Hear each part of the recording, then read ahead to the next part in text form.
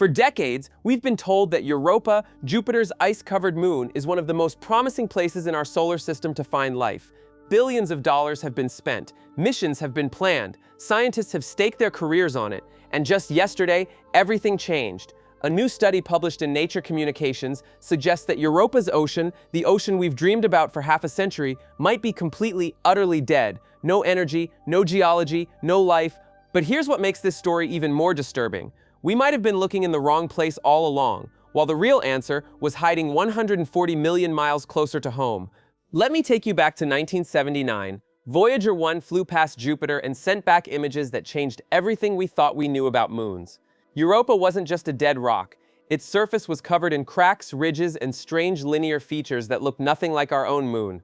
Scientists realized they were looking at ice covering what had to be an ocean of liquid water. At that moment, Europa became the golden child of astrobiology. If there's liquid water, there could be life. That was the promise. That was the dream.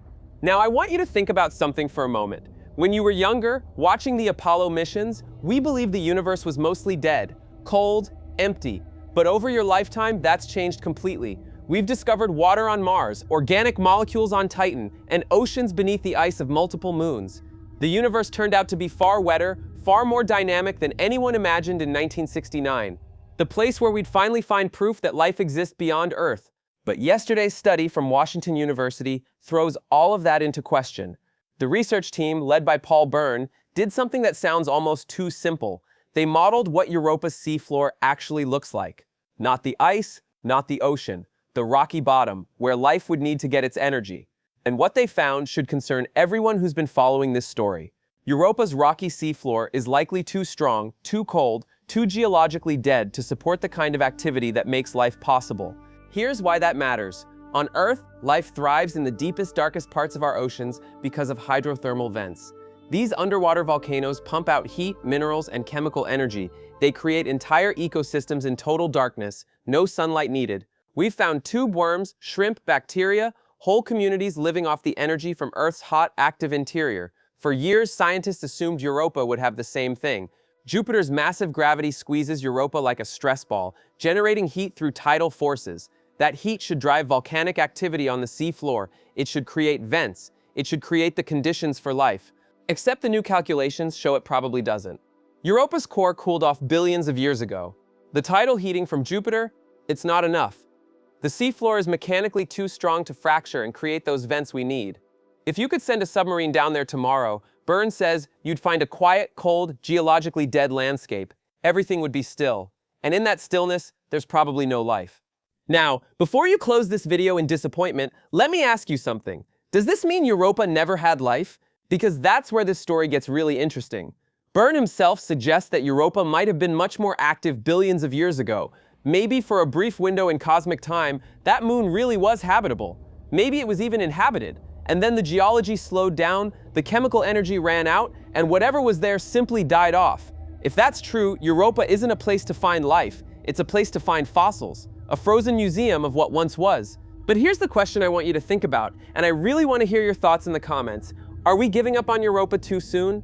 NASA's Europa Clipper mission launched in 2024 and won't arrive until 2020. It's going to fly dozens of close passes measuring ice thickness, ocean salinity, and searching for chemical signs of life. Should we trust computer models over actual data from the moon itself? Or is this new study a warning that we're about to spend billions of dollars and years of effort on a world that's already dead?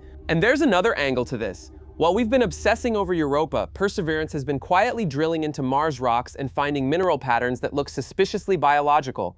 Just last week, NASA published data on a rock sample called Sapphire Canyon showing vivianite and greigite minerals that on Earth are almost always associated with microbial life. Mars doesn't have a global ocean like Europa, but it had rivers, lakes, and a thick atmosphere billions of years ago. Maybe we've had the equation backwards. Maybe the best place to look for life isn't the moon with the biggest ocean, it's the planet that used to be most like Earth. Here's what I want from you in the comments. First, do you think Europa's story is over, or should we wait for Europa Clipper's data before making any conclusions?